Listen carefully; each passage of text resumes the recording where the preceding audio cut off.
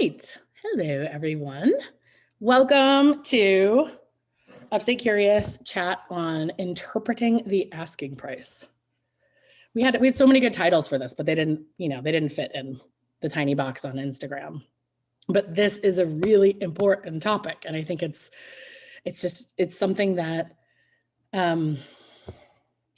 we realize is pretty critical for buyers to understand when they're approaching the process, and is actually pretty critical for sellers to understand too. But we definitely do more. I think we take more time talking to the sellers about what are your goals and what are you trying to achieve and what might happen if we ask this. How could you get to that? So I am Megan Brenwhite. I'm the head of technically still the Upstate real estate team, but we're also changing the name of our real estate team to the Upstate Curious team. So we will have one unified brand identité.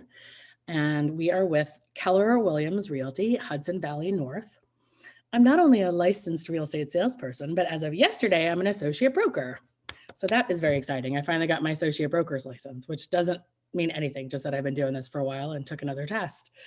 But so that's all the official stuff. Jen, not an agent. Angelica, yes, an agent.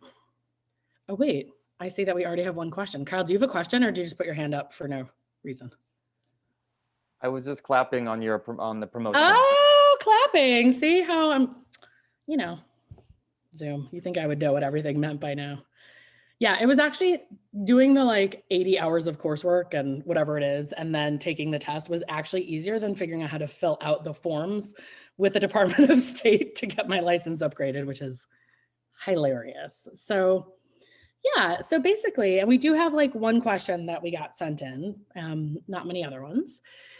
And I think that I think some of what I'm going to say is general to how you could always interpret an asking price. Some of it is could be specific to COVID, or to whatever time we're in now, coming out of COVID time, hopefully. And you can feel free to ask questions about any of it, obviously. So basically, just to give you a sense from the listing agent side, and I almost exclusively work with listings now, is the way a price gets set is that you sit down, you talk to the way we do it. And I'm just going to say that because our team works differently than some other agents. So let me just even say that traditionally the way a price gets set is an agent looks at comps in the area. They look at, just the way an appraiser would, similar square footage, numbers of bedrooms and bathrooms, land, condition of the home, what kind of features does it have? And then they would go to the seller and say, hey, here's all the homes that have sold in roughly the last 6 months. We think your house would be worth about this. So that would be pretty straightforward. At that point in time though, the seller is the one who really sets the price. So anyone who wants to get all up in our grills about prices have to remember that we advise and we consult our clients, but ultimately they tell us what price they want to list something at. And that's a really important point. So it could be that so even in the old way with the comps, you could show those comps to a seller and the seller would say, I get it. According to you, my house should be priced at $550,000. I think it's worth $800,000. I think it's, and usually what they say is I have a friend who came over the other day and she was like, your house is worth at least $800,000. And so they're like, okay, so $800,000, that's the right price. So at that point, as listing agents, if it is something that far off from $550,000 to $800,000, we actually usually wouldn't take the listing. We would say, you know what, honestly, that seems like it's not going to be an appropriate price. We don't think it's going to sell at that. And we're about to put in a ton of money and time into marketing your home. We're going to think about it. We're going to strategize about it. We're going to send our staff photographer. We're going to think of every possible thing. We're going to deal with the billions of showing requests that would come in, although they probably wouldn't at a really overvalued price. So most good agents will say no if the seller wants something that's really high. So that's one thing to say. So some agents who just need listings will say, sure, let's list it at 800. Let's see what happens. It doesn't hurt me. I'm going to go in, I'm going to take pictures with my phone. I'm just going to throw it into the MLS and that's all I do anyway. So it's not a big deal. So that's like your first category of houses when you look at prices and you go, dang, this thing is like, this is really overpriced, you know? The chances it's if that happens, sometimes it's because they might have spoken to 5 different agents and gotten the same feedback and decide that they want to try it at a higher price. So the different thing for us is that we don't look at comps in the same way. So we know, and this is why we have a team of dedicated buyers agents, and they're all over the place. We work in, 8, 9 counties. We know that most buyers are not tied to a specific area, and certainly not tied to an area that's specific enough that it's the way that an appraiser looks at it. And I'll get to that point too. So if if we were to, I don't know, price a house in Rhinebeck, for example, we're not just going to look within a 5-mile radius of Rhinebeck. We're going to like think in our minds first, what other houses do we think that this house, like what other houses do we know of that this house, like you would have shown to the same people that are sold or that are currently on the market. So let's say it's like a sick mid-century modern house. So we're going to look all over the area for mid-century modern homes because we know particularly if somebody wants something specific like that, they might be extra willing to travel. So then we look at it and we go, okay, so now we're looking at these houses and we do have a list of that. So our comps are not comps for a bank. The appraiser is looking at comps in a very specific, very regulated way. It usually has to be within 5 to 10 miles of the home. It has to be within 20% of the square footage. It has to be, close to the same price. We don't have those kind of restrictions. So what we're doing is literally thinking about what do we think the market value of this home should be. That is Stuart, my dog, who has not appeared on one of these Zooms for a minute. So then we go to the seller and we say, hey, here's when we're looking at these things. We think your house will probably go around here. So let's say we're having that conversation. We say, we think your house is probably going to sell for around 500. 500 doesn't end up being the asking price, right? That's what we like. Our gut is like, it's probably going to sell for that. And we're thinking about all different possible usages. We're thinking about if somebody wants to buy it as an Airbnb investment, if they want to buy it as a part-time Airbnb investment, if this would be a home that's particularly suited to like the tons of people who are moving up here to work remotely. We're thinking about all those different things. So if we say, our gut is this is probably going to go for around 500. Our goal for our team as listing agents is in our perfect world, we would always get 3 good offers. That would be our goal because one offer in this market is shaky. Buyers, like as annoying as this market is for buyers, it's also pretty annoying for sellers, and buyers completely understandably, they'll go out for a weekend, they'll put offers on 3 different homes because they don't know which house they're going to get. They don't know which multiple offer situation they're going to win. So you get one offer, your seller accepts it, you switch it to pending on the multiple listing service, and then the buyer's agent calls you or the buyer calls you and says, you know what, they got their offer accepted on another house, or they thought about it, or they talked to like their friend who's a realtor in Florida. One of our other favorite things to hear that somebody's aunt does real estate in a totally different state and knows about our market somehow miraculously. They're pulling their offer. So what we want for our sellers is to be able to be like, amazing, thanks, bye-bye. Call number 2 and say, hey, guess what? Good news. First offer is gone. Let's move right on to the second one.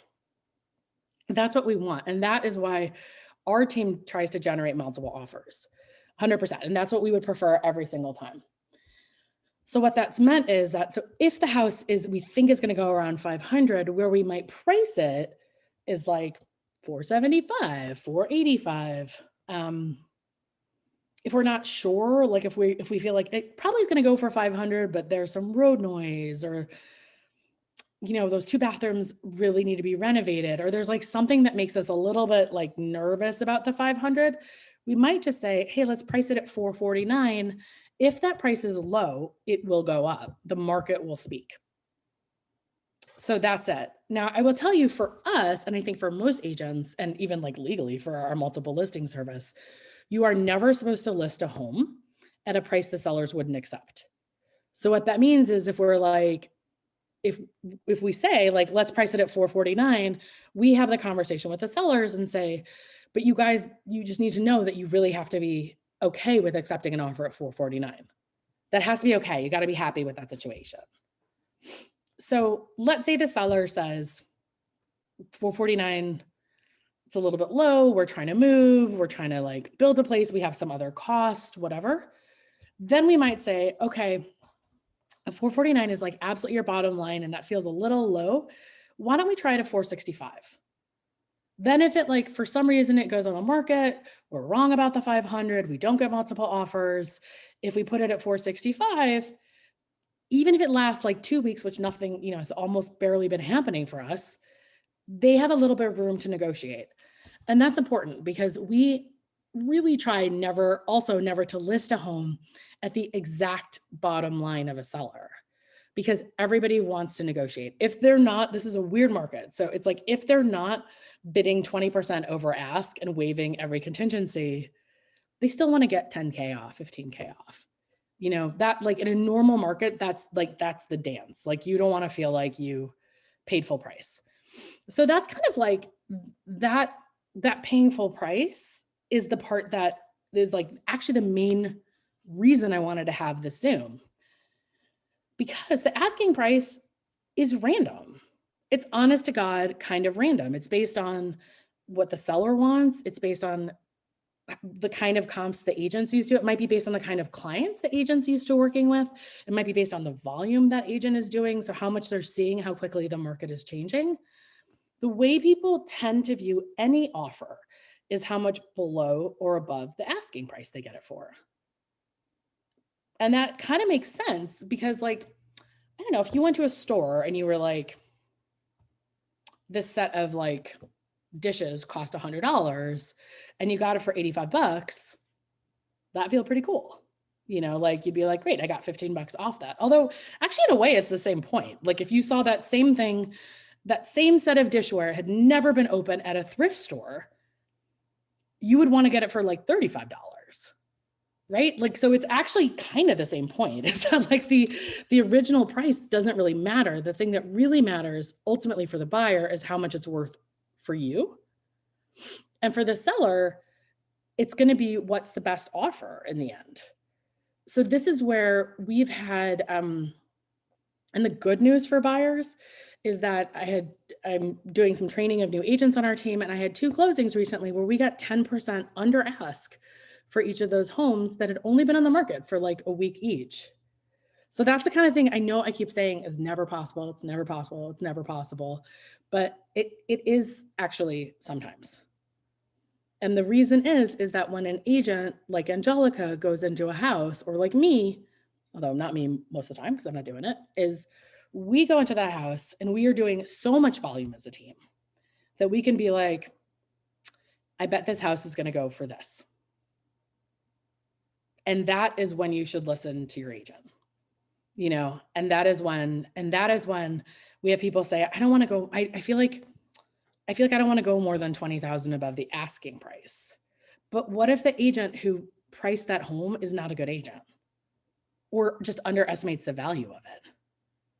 That's 100% possible. So our team, I think we already have like 80 transactions that are closed or pending for this year. Each one of those transactions, we're talking amongst ourselves, and each one of our listings, we get to see usually. So the goal of getting 3 offers is not happening most of the time. We're usually getting 10 to 20 offers. So we are seeing all of these offers and we're seeing how they're presented. And we talk about that as a team, like, oh, we're seeing this in the market. We're seeing this in the market. People are doing this. Like, wow, did you hear about that house? And I don't know, Angelica, do you want to like maybe talk about that?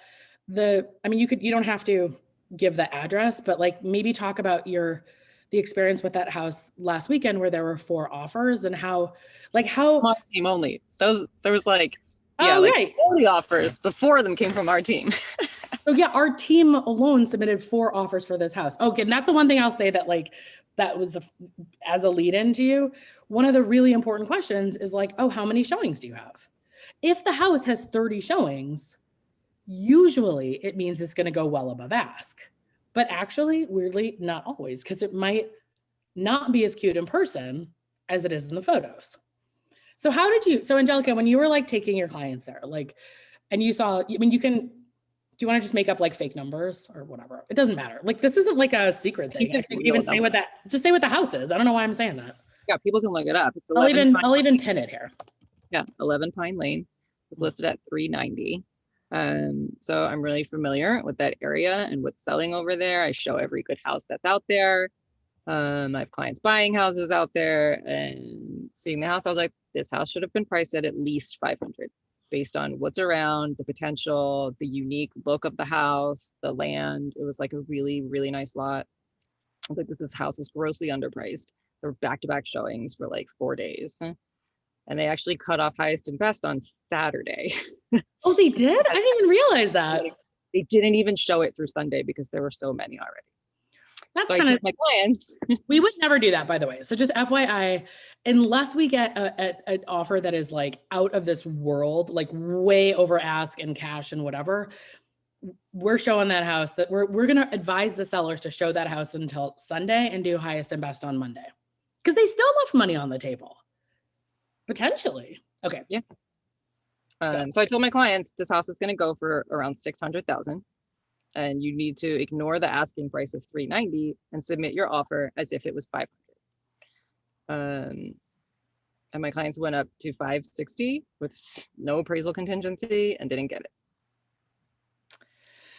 So think about that. That house is what was it? I put it in, I put the link in the chat, by the way, if anybody wants to see it. So that house is 390. And we don't know what the final price is. And that's the other thing that sucks about the market is we don't ever know until like 3 months later, basically, unless it's one, we know for our team, and sometimes agents will tell you, but not usually. Angelica's buyer, that was the highest offer from the 4 on our team. They lost at 560 with no appraisal contingency. So that basically meant they were willing to, if that house appraises at 250, they're going to buy it anyways. I mean, not that it's going to, but like, and actually, I think that like, talking about like, what are some of the things that like made us think this is the case? I can even just like walk you through the house. Can you guys see this? You see my screen? So it's Shandaken, which is popular. It's like kind of near Woodstock, Phoenicia. It's awesome. Yeah. It has that like great like country feel approach, right? So it's like already on picture 1, I'm like, uh-oh, this is already in the 400s, in my mind, because it's like, it looks cute. It's like surrounded by woods, still looks cute. And now I'm seeing a partial mountain view or seasonal mountain view. And I'm like, uh-oh, now we're in the 500s probably, unless the house is like total caca inside. Because these are the things that people pay for: privacy, views, creeks, character, and then condition and location, obviously, too. So you're like, okay, there's a garage, whatever.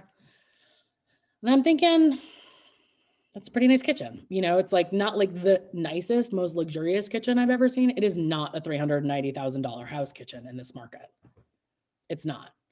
And this is like your space for your dining room out to the deck. You can so easily picture yourself, I'm barbecuing, I'm looking at those mountain views. And then by the time I get to this picture, you're like, this is going to be a problem for buyers. Angelica, do you think that this place looked better or worse in person? I mean, it looked great in person, but there's definitely like the bathrooms need to be updated. They're really dated. There was like this carpet here, kind of wonky, unfinished area between the house and the garage. The carpet in all the rooms was really gross. So, but tons of potential. So this is okay. So the next thing that we look for are easy cosmetic fixes, because that's the other thing that's really valuable. So somebody could like throw in a new vanity here and throw in some tiles and a toilet. You could redo this bathroom with very little money and have a great new bathroom. That carpeting upstairs, you throw that in, have great new carpet. Like all of a sudden we see houses, 3-bed, 3-bath, 1,400 square feet. There are homes like this that are selling in the 600s when they're, fully done, or even more. And the deck needed to be replaced. And there was like a sign that was like, safety hazard, do not go on the deck. So, you know, going into it, I have to do $10,000 worth of work on this deck. So this is the kind of, so this is where, like, when I'm looking at it through the eyes of a listing agent also and working with buyers, I'm like, Airbnb people are going to love this, even though Shandaken is one of the places that is actually considering restricting Airbnb. It's close to Bel Air, it's close to Hunter, it's close to tons of hiking and fishing. I mean, honestly, like someone who wants to be here like more than like half time or something would probably be into it, because it's like, if they're like an outdoorsy person, there's enough bedroom to have a guest, to have a little office. It definitely looks like, even just from the pictures, it looks like a sick weekend home. So it hits all those points basically. And that's when things tend to get really expensive. Now, the thing that's weird for us, I'm just going to stop sharing this, is that the prices are going up so much so quickly that it's almost like hard for us sometimes to even anticipate how much things will sell for. And that's why on the listing side, one of the last steps we do before we decide a price for a listing is we talk to the buyer's agents. And Angelica is actually one of the ones who's always like, no, you have to start higher. You have to start higher. We had this one, Browns Pond Road in Rhinebeck. You know, we listed it, I think 850, 860 or something. And Angelica always was like, that has a pool. It was either Rhinebeck or Red Hook schools, like Rhinebeck. totally done right near the Totally fine. Taconic. And it sold for $1 million. And our seller was like, that was a case where the seller was like, this is like almost embarrassing to list it at 860. And apparently it caused a big like furor in the neighborhood. And they were like, oh, these dumb non-local agents, because we're like on the other side of the river. They don't know what they're doing. And then we got something like 17 offers. So yes. $1 million cash. $1 million cash. And just FYI, the next two offers were both 950 or above and cash. So it was like, we don't, those sellers didn't have to worry about anything in terms of, are they going to have a deal that they're really happy with going through? So, I mean, Angelica, what would you say? Like, what do you wish buyers who work with you knew about the asking price or how to look at it? It's a suggestion. It's an agent's best guess. Like you said, a lot of the agents don't do enough volume to really be in touch with the market and what's happening. Like we're selling multiple houses every week. And so we know how quickly prices are changing and what things are selling for. And we have an insight that other agents just don't have. I think that also, like, I would say that our team also really talks about specifics. Like we talked really early on when we noticed that everybody started looking for a pool. So we were like, whoa, like that was probably like, during COVID, like last spring, it went from like 5% of people looking for a pool to like 95% of people wishing they had one. And so we were able to talk about that and price that into our listings, and also take it into consideration for any buyers that were seeing a home that seemed underpriced with a pool. But for another agent, they might, I talked to an appraiser for one of our houses that appraised low. And this is how some agents think. He was like, you know what? Not everybody wants a pool. Pools are a pain, they're a hassle to deal with. And I was like, yo, dude, this house makes $100,000 a year on Airbnb because it has a pool. It's like 800 square feet. Oh, am I gone? I just see Jen now. Does everybody just see Jen? Is it really sad just to see Jen? I only see you. Hi. You see everyone? But you should just see me, not everyone. I'm trying to spotlight myself, but I can't find myself now. I see everyone. It's David here. Hey, David, how you doing? I'm great. Jen, could you try and pin me to spotlight my video? Could you try and do that? I can't even see myself anymore above. So it's going to go to everybody who talks, but nice to see you, David. Yeah, look at that. Another excellent background, I see. So basically the same, right? I was seeing the same trends in properties that need renovations or updates. So I would say that we are, well, I mean, we are seeing these same trends, like, or it's not trends. It's just like people always were looking for homes that were like great mechanics and just needed some simple cosmetic updates because that's the easiest way you can add value. For a while, people only wanted things that were turnkey, like 100% turnkey, because it was COVID, supply chain, da da da. That's like calming down a little bit. So a home that just needs simple cosmetic updates will actually be weirdly disproportionately expensive. So because what happens is, and this is sort of weird, is that you tend to attract people who are looking at a higher price point. So someone who's looking at a home, let's say that's 600,000 that needs some updates and renovations, their budget is probably 900,000 or 800,000. So they're not going to care if they get that house for 600, for 650, for 700. They've got the money to really win those offers. And that is pretty serious. So we were telling people for a while, which is still kind of true, is that like on average for our listings, they've been going about 20% above ask. So we started telling buyers like, hey, when you're looking at listings, look at ones that are about 20% under the top of your budget. That makes sense. But the caveat is unless they've been on the market for like 2 weeks. Once they've been on the market for 2 weeks, it's fair game. That's when, or even 1 week. If they haven't sold that first weekend, you often can negotiate. And that is not to say, by the way, that, and this is an old like real estate truism, that like a house could be sitting on the market for 10 months, no action.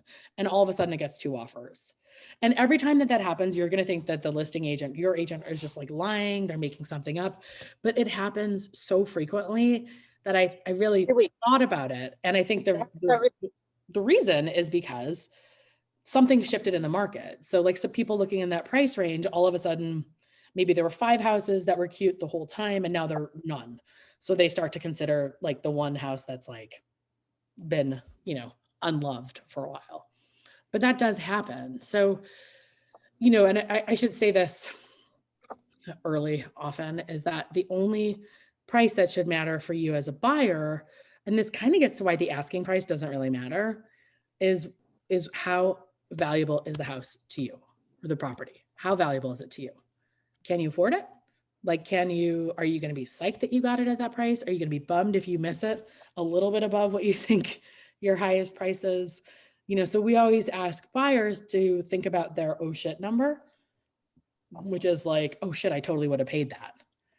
So if you're looking at a house that's like 350 and it sells for 350, you probably be like, oh yeah, I totally would have paid that. I should not have offered 345. But you have to keep going up until you realize that actually your oh shit number is like 425. 425 is where if that house sells for 426, you're going to be like, that's cool. I'm not even going to be bothered if I lose it in a multiple offer situation. That is the best way to keep your sanity in this market. And it also has nothing to do with the asking price. Nothing. Zero. I worked with clients this weekend because again, I'm training a couple agents on our team, and I'm not even going to mention this house because we're not under contract yet, but we put in an offer on something that was so underpriced. That was my opinion, underpriced. So they were willing to go almost 40% over ask just to get it. And they were like, for them, based on the buyers also have comps in mind generally. Like you're seeing a bunch of houses, and you're like, oh, like we could either get this for this price or we could get this. So it's like, I just saw a great house for 650. This house is priced at 525, but I like it better than the one we just saw at 650 for the location, for the setting, for the style, for the condition, everything. So actually, it might actually be worth more than the other one. And that's where they can listen to the agent. Again, if you have a good agent like it, and you can, if you don't have a buyer's agent yet, there's a questionnaire you can fill out. I'll just put it here. State me, new buyers. To work with one of the agents on our team, because this is the kind of stuff that we really like dork out on. So they also just like, and ultimately, by the way, so when Angelica tells her buyer, hey, I think this house is going to sell for 600, that house might not be worth 600 to them. right? And that's totally cool. Like, we're not like, you're a loser if you don't pay what we think it's going to go for, you know? Oh, the recording is going to be on YouTube, but it's always in the link in my profile on Instagram at Upstate Curious. It says like link to Zoom live streams or something.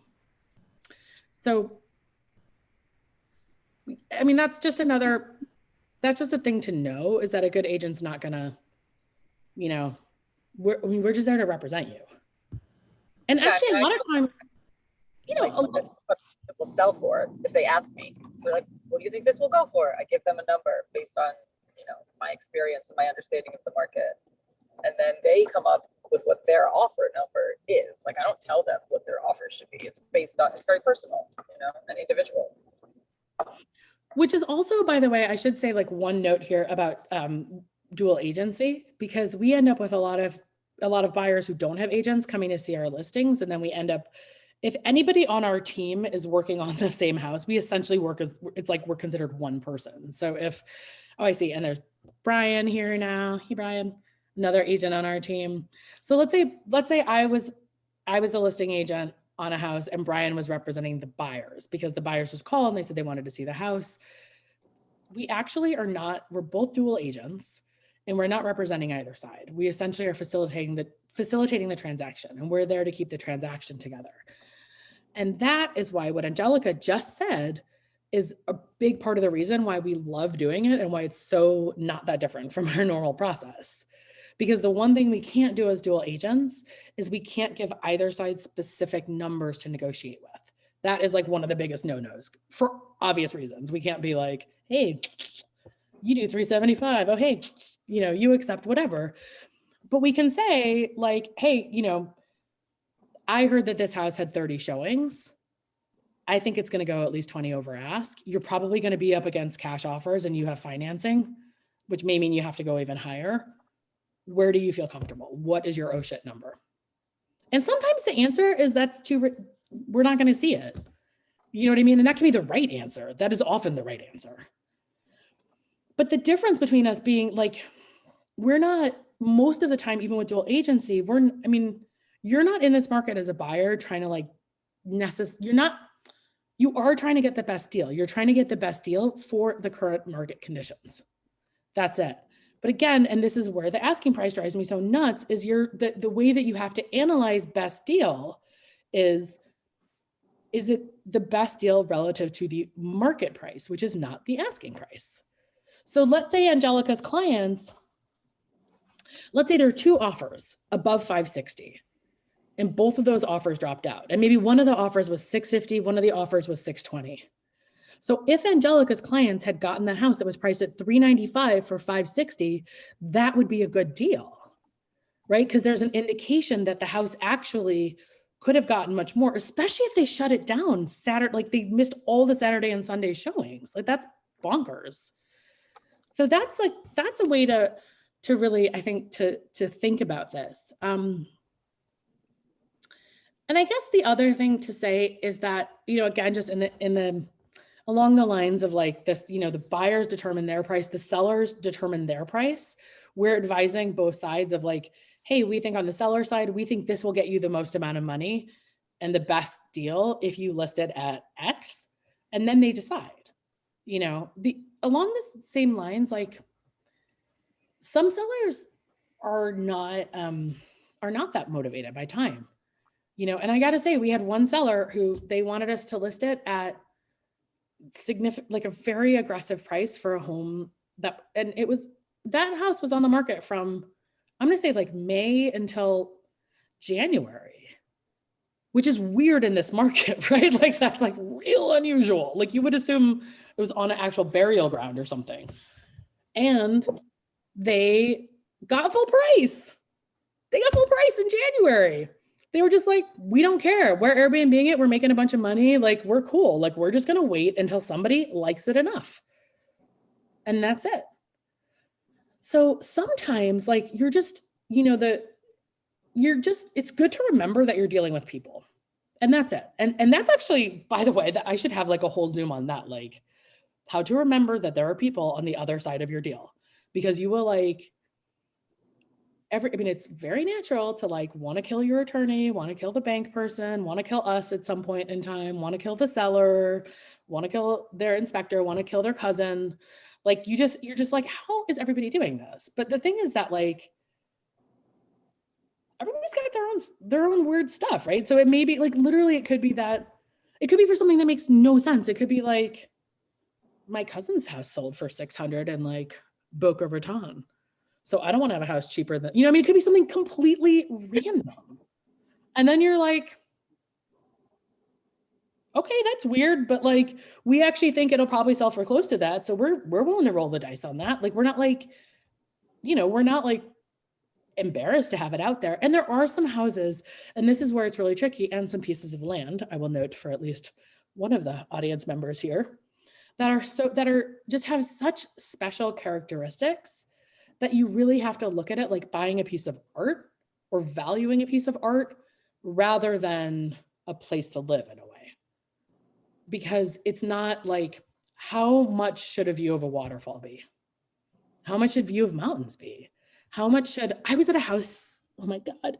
I was at a house yesterday that, I can't say too much about it because it's whatever, it probably could be identifiable, but it had such like an unbelievable history. It was like blowing my mind. It was blowing my mind, like 1950s, literary Lumieres, like everybody had sat there looking out at this same view. And I'm just looking at this unbelievable view and looking at this building that had been made, it's all paneled with redwood made from old, trains from the fit, like you cannot buy redwood anymore, like all the stuff that would be impossible. You could not ever recreate it.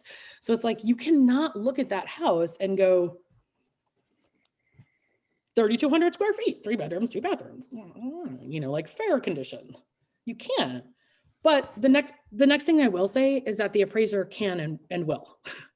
So that's the thing. The appraiser, you know how much like value they give you for like interesting historical background? $0. They give you like a little nominal for a view, and a view is a thing that like can be 100,000 plus for a house or for property. They give you like a little to nothing for like a creek or something, and that's the same thing. Like people will pay way more money to have like a water feature. So the next step that we do actually when we're doing our listings is after we decide on what we think the market, like where is it likely to sell? What strategically should we list it at? Then we look at, should we be worried about the appraisal? And then we put our like kind of quasi appraiser cap on and we look at comps that have sold that are really comparable in the last 6 months and and we go, okay, based on what we're seeing, this could appraise maybe $100,000 below the ask, or you're fine, looks good. At that point, we have a conversation with our sellers and we say, hey, we think this might appraise low. So have your second choice as a seller, which is how much risk do you want to take on for a low appraisal? And how many people do you want to turn away right now? Like how much risk do you want to avoid, knowing that you're going to turn people away if you say, hey, buyers, you have to take on all the risk. And what that means is that if the bank will loan you, the loan is based on the purchase price or the appraised value, whichever is the lowest of the two. So if you have a standard 80-20 loan, the house price is $550,000 and the bank is going to give you, and it appraises at 450, the bank's either going to give you, the bank is going to give you 80% of 450 and not 80% of 550. We are seeing things that are below appraisal. We actually have had some things where the appraisal is coming higher. So that is happening. So that's also weird. We're buying something where the appraisal, I was like, what was it? We're buying something where the appraisal came in a little bit higher, actually. But that's also because you have, Angelica? Yep. So I think the thing about the appraisal is that it's just very random. That's the problem, is that it depends on the appraiser you get, that the bank assigns it. This is where local banks are much better than national banks at getting people who really know the area, who know the market trends. So that's why a lot of sellers will really kind of insist on you having a local lender. It's actually to help you. But what that means is that now we're talking about the asking price and the conditions that they're going to sell it under. So we're saying, okay, this house is 475, but you have to agree to accept an appraisal of at least 350. So now all of a sudden you're limiting yourself as a seller to buyers who have like $125,000 extra cash, which limits you a lot, right? The normal way of doing this, or the olden way, was that you didn't talk about it. Then the appraisal came in. Appraisal comes in 6 to 7 weeks after the accepted offer usually now, because it takes forever. And then if the appraisal came in low, the buyer would go back to the seller and say, hey, the appraisal came in $50,000 too low. Either I'm just going to walk away from this deal because that's one way that the buyer gets to keep their entire deposit, or let's split the difference. That was the old polite way of doing it. Split the difference. You bring the price down 25K, we'll kick in another 25K. We're going to keep this moving forward. In this market that is such a seller's market, the sellers want to know in advance, they're going to give preference in advance to buyers who have money to cover a low appraisal. And in case you think that's like the world's worst caca thing ever, it actually gives people who are getting financing a fair shot against people who are cash. Because otherwise your other option was, here's a cash offer where the appraisal doesn't matter, and here's you with financing, and you're not even going to be considered. The appraisal floor, or saying, hey, we'll kick in an extra $50,000 if this appraises low, gets you much closer to cash. So it actually it should be seen as a good thing. Like, it's because there are so many cash buyers in this market that you don't want to, you don't want them always to win 100%, So, and maybe that's another thing to mention, is that the asking price, when sellers are reviewing offers, they're going to be looking at all of the conditions of the offers as well as the prices. So if you are going up against a cash buyer who waives the inspection, your offer is going to have to be like twice as much, probably, you know what I mean? Or like just a huge amount more, because that's such an attractive, those are the conditions. So when you talk about highest and best, or best and final, you're talking about not just the number, but also what are all the terms of the offer. So it's also something to think about. So when we talk about, on average, these house prices went up 20% over ask, what we really should do is look at the data and go, and X percentage of them were cash buyers, and cash buyers had to pay X percent over ask, and finance buyers had to pay Y percent over ask to win an offer, because those are actually probably two different numbers. It used to be, again, in the good old, olden days of 2020, which there was nothing particularly good about, or 2019, let's go back another year, still not, but whatever. It used to be that you could be like, a cash buyer would assume that they could maybe offer around 10% less than ask. That was roughly what it was valued. That they could okay, this house is $550, but we're going to pay cash, so we're going to offer $500. And the sellers would often take it because it's quicker, whatever. But again, this goes back to the seller's motivation. If the sellers don't care about it being quick, they don't care about it being quick. If they're really worried about the appraisal, that's going to be a huge thing. So it just depends on their motivation. But what I would say is that cash probably still is valued about 10% more than financing. So when you're thinking about, so when Angelica says, I bet that house was going to go around 600, the next question is, do we think it's the kind of house that's going to attract cash buyers? Which the answer is, in this market, it's almost every house, unfortunately. So if you don't have cash, you need to start even thinking, which again, I'm not judging anybody. I'm not I know, I feel like I've said this story on different Zooms and stuff, but I bought my first apartment with a $20,000 inheritance from my grandmother. $20,000 got me an apartment on Garfield Place between 8th and the Park in Park Slope, prime block right across from Chuck Schumer. And that's not possible now. That was possible because the apartment was $80,000. And it was so I had money left over to do my little kitchen renovation and everything. So that just isn't, so I really feel for everybody who's hearing these numbers, because I know that, for some people on this call, it probably doesn't matter. Maybe you have buckets of cash, and God bless, please let us represent you as your buyer's agents. And for everybody else, I don't know how, I don't even know how you save like $150,000, especially if you're living in New York City, So it's like, I think it's like amazing. And so that's why, and that's the other thing is just to know that we're going to be like, our jobs are for the sellers and the buyers actually are just really to like listen and listen more and ask questions and like kind of try and open up different avenues of thought. And like my question for the sellers that I had yesterday, I was like, which of these two options that you're looking at would you prefer if money were no object?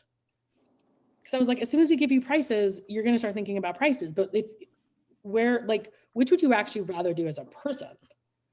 So that's like, and that's what you can do kind of for yourself also. And just know that like, I do not see I see zero indication that prices are going to go down. None, zero, nada. The hordes of people who can work remotely from New York City are going to be coming up here and buying more properties. Airbnb investors are buying more properties. People who just are hearing more and more about how awesome this whole Catskills, Hudson Valley area are.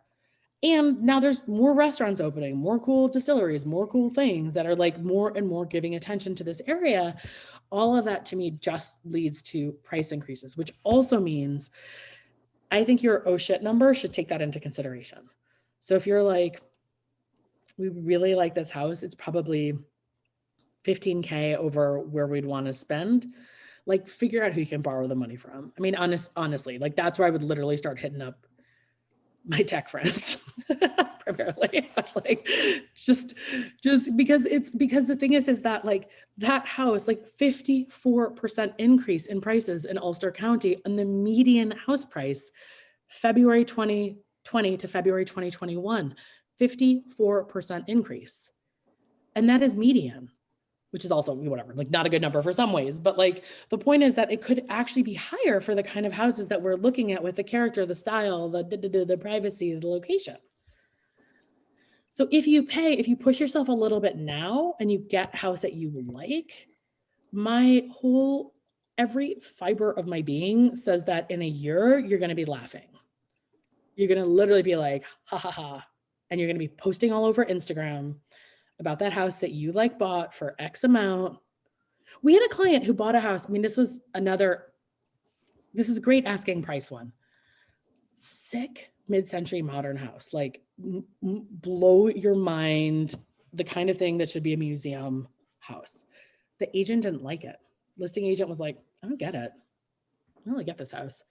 And we were all like, excuse me? So there still were a bunch of offers, but our client got that house. I think he got it for $350. I can't remember what his house is, but on the upstate Mod House. I can't remember what his. Yeah. I guess I shouldn't be like talking about all of his like. Okay, whatever. I just said it. No, you know what? This is public information. Nick, if you hear me, don't be mad.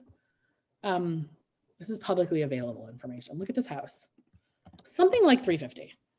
And we were like, how is that? I just put the link in chat. And the basement was like literally full of mold. And we were like, doesn't matter. Just like buy the house, clean out the mold, do whatever you need to do to get this thing. He just got that house appraised. He bought it, I think 2 years ago, maybe not even. It just appraised for $630. So this is like, and what he did is he didn't change a lot of things. He just basically cleaned up the mold in the basement, which the appraiser probably wouldn't even known about or cared about because it's not visible. So that means that like, that to me is one of the best examples of how asking price is so weird sometimes. So what I would like to assert here as my final argument before the forum is that like, if he had bought that house back then for $500,000, he would still be freaking laughing. Because we could sell that appraised at $630. I could sell that tomorrow in the 700s. That place is sick. And the photos, as good as the photos are, they do not do it justice. The landscaping is unbelievable. It's been perfectly maintained. It's ridiculously stunning. So that's I think that's really the kind of the idea is that it means almost nothing. right? Unfortunately, like I wish it did, you know, the asking price means very, very little. You know, I mean, it does like when we're looking at houses and we send something, we might be like, oh, heads up, like this one might, you know, go higher, but generally we'll kind of self-censor that a little bit, you know, so that we're not like, here's some, but I don't know, sometimes it helps people to see, often it helps people to know what the actual price something went for is. And also what, just even sometimes if they need to change their budget somehow, you know, if they're like, oh, what we really need to pay is this to get what we want, and it's doable. Obviously, you're not gonna like sell your grandma or something. I mean, whatever, I don't know, maybe you will. But the last thing, so one of the questions we got online before was if the same thing is happening with land prices. And I would say that it is. Let me see the exact question. Jen sent that to me. I mean, basically it was that. It's like, if the same issues for buyers in the market now also pertaining to purchasing land to build on? And the answer is 1, land has always been impossible to figure out how to price.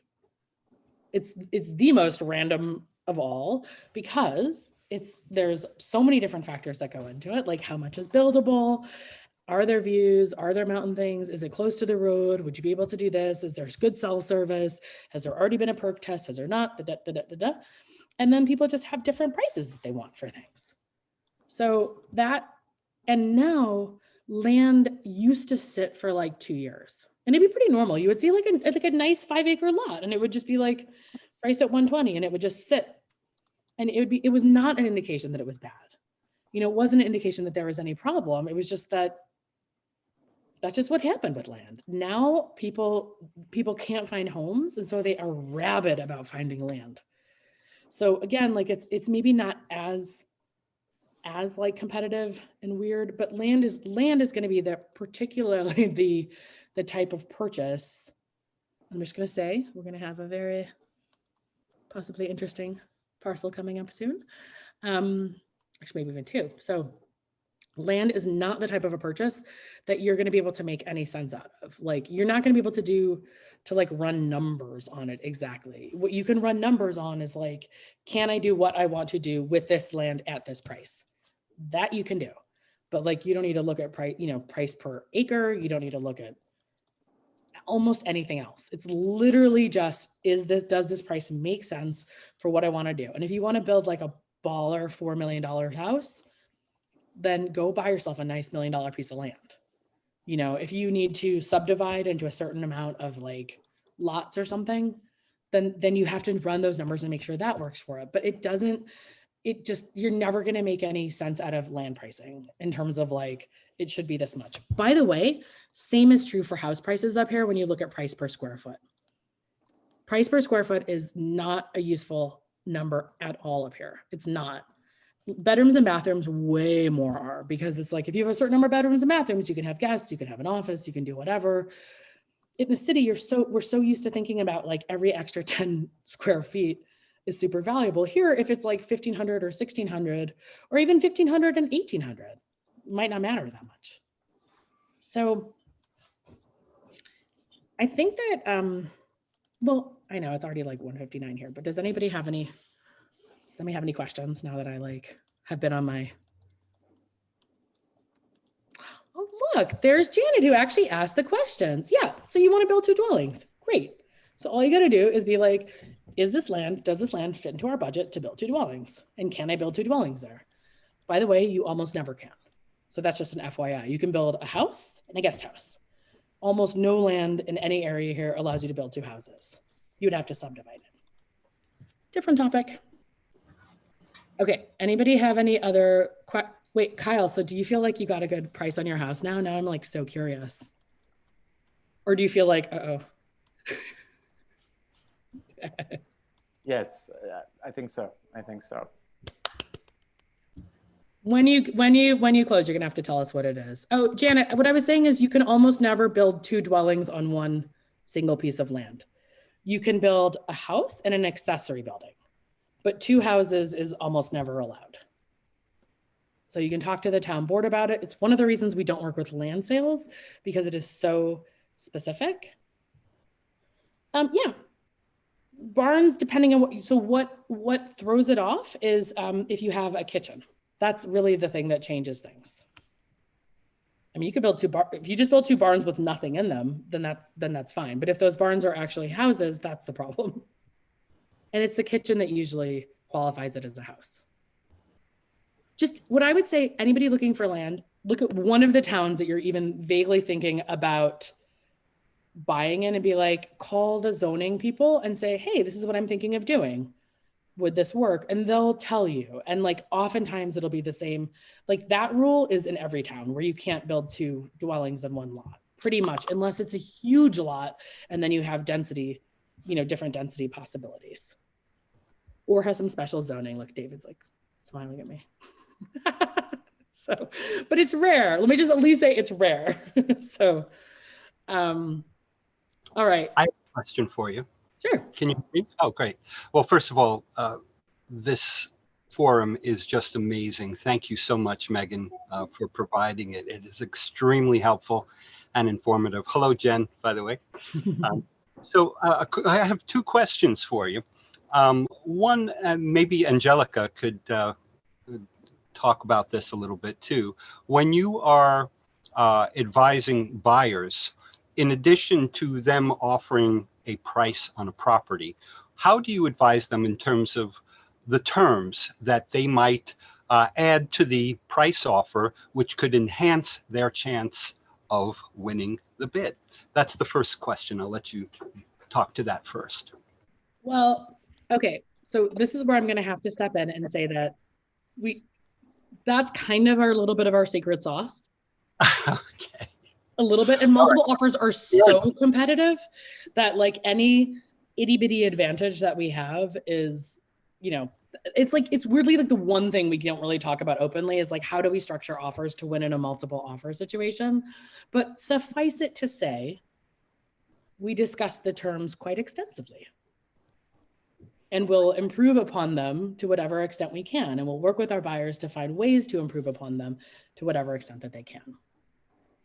Fair enough. Okay. So part B, an unrelated question, has to do with the dual agency factor. How do you find buyers and separately sellers feel about this when you present to them, maybe sometimes educate them on what is a dual agency and how that differs from being exclusive to the buyer or seller? I would say that a lot of people have some reluctance at first. It's like, because it sounds so weird. It just doesn't sound like it makes any sense. And I totally get that. You're like, if I have the choice of you representing only me or you not representing either of us, I choose that. That's what your brain is going to tell you. Actually,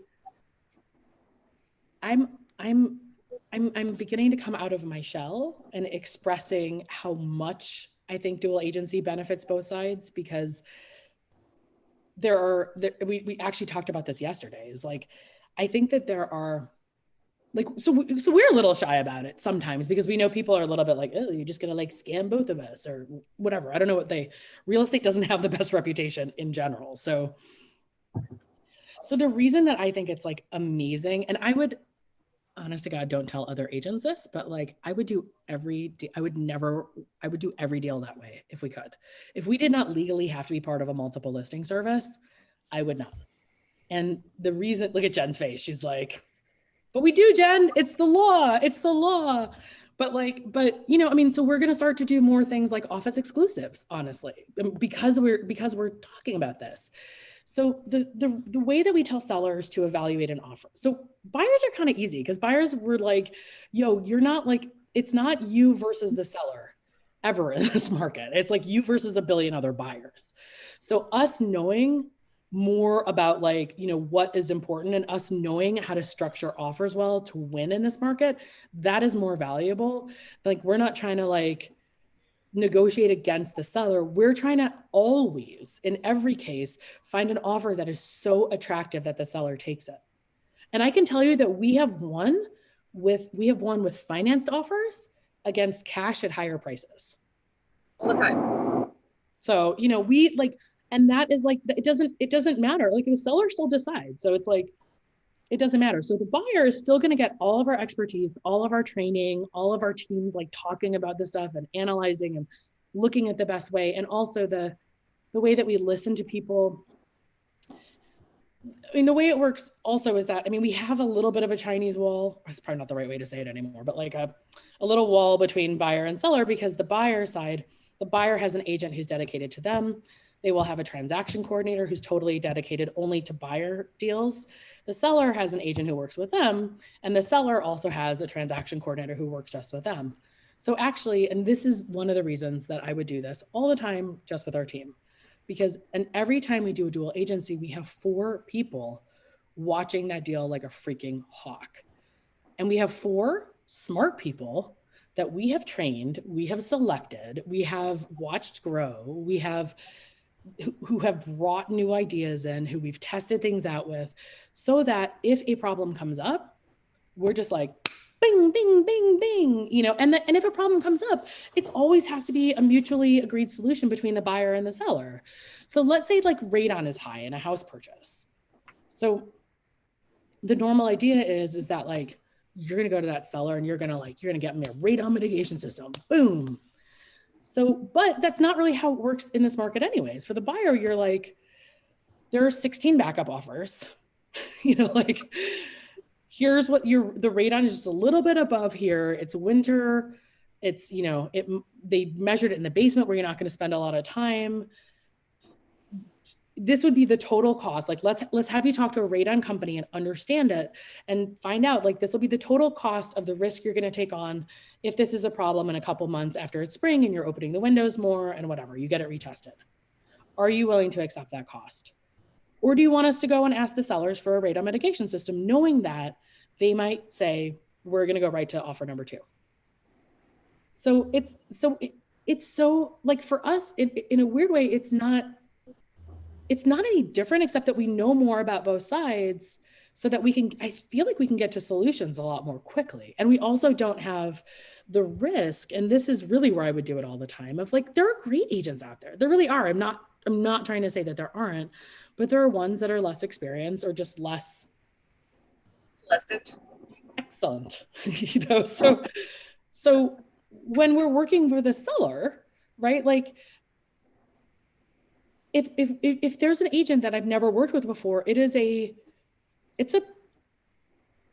mean, to me, it's a risk. I'm not going to say you shouldn't take that offer, but if there's an agent not on our team we've worked with before and they've been amazing, I will always mention that and be like, this person totally gets it done, man. We overcame like a huge mold issue in a house and we got it done. It's great. So it's like that, but like 10 times within the team, because we know everybody and we know how they think and we know how much they care about this. And that's the other piece about it. And it's still ultimately always up to both the buyer and the sellers, right? So we still have deals fall apart that are double-sided. I mean, that's not like impossibility, because we cannot come to a meeting of the minds. So I think it's I don't know. It's like the way that when I ask sellers to evaluate deals, and this is good also to, you know, thinking about the asking price, is the seller should evaluate the deal on what is the number and how likely is it to get to the closing table, ... at that number. Like, those are the 2 things to think about, because there could be someone, and we've seen this in this market. Someone's like, I'm going to bid 100, you know, I'm going to bid 20% over ask, and then I'm going to like negotiate them down at inspection, or like something stupid that doesn't happen in this market. And then you've wasted a month. The property has gone from active to pending to active, which gives it some kind of a stigma, and you're not any further. So I know that when it's double-sided, it is probably the best chance that we have of getting to closing, or at least it's as good as if I know the other agent and they're really good. But even then, it's not like the seller talks to me, I talk to their agent, they talk to their buyer.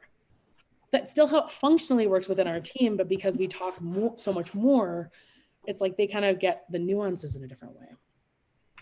Very good.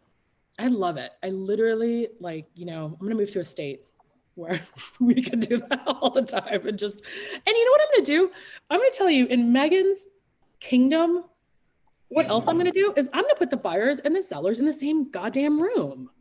I'm going to get them face to face and I'm going to say, let's have a freaking conversation, because you know what? You got to remember that you're human and you're human. Human. I just said that weird.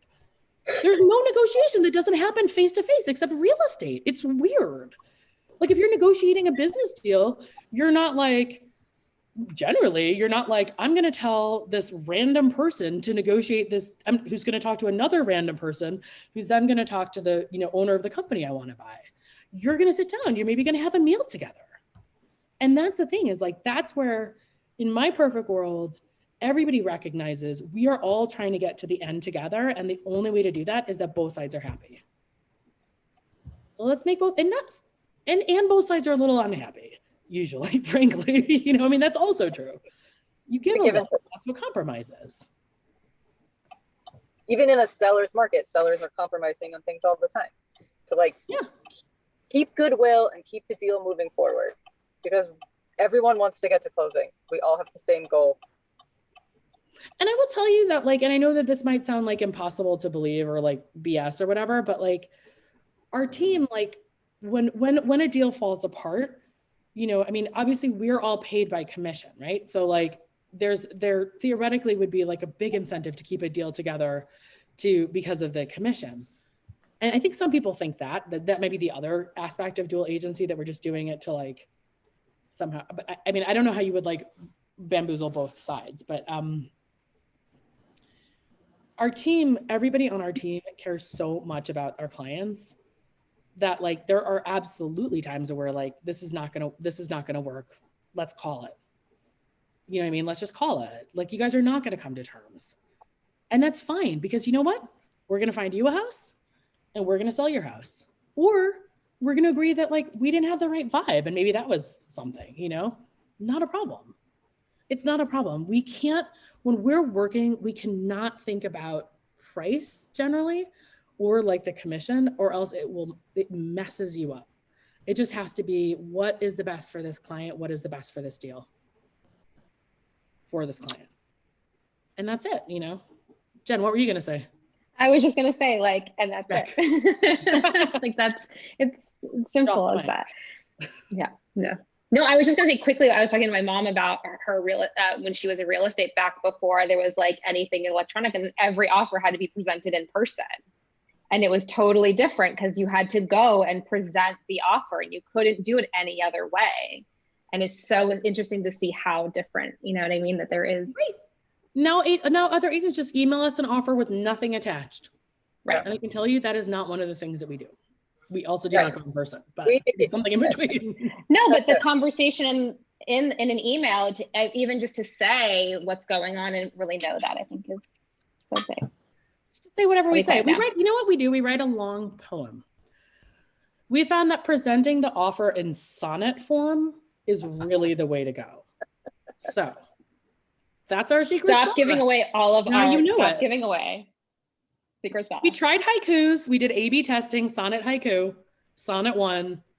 We're all sonnet now. So yes. Okay. On that note, an hour and 15 minutes into my hour-long chat, I will let you all go. But thank you for staying. And this has been one of my favorite topics. And yeah, I hope we meet or see some of you soon. I know we will see some of these faces soon. So Thanks everyone. Thank you. Thank Bye. you. Bye.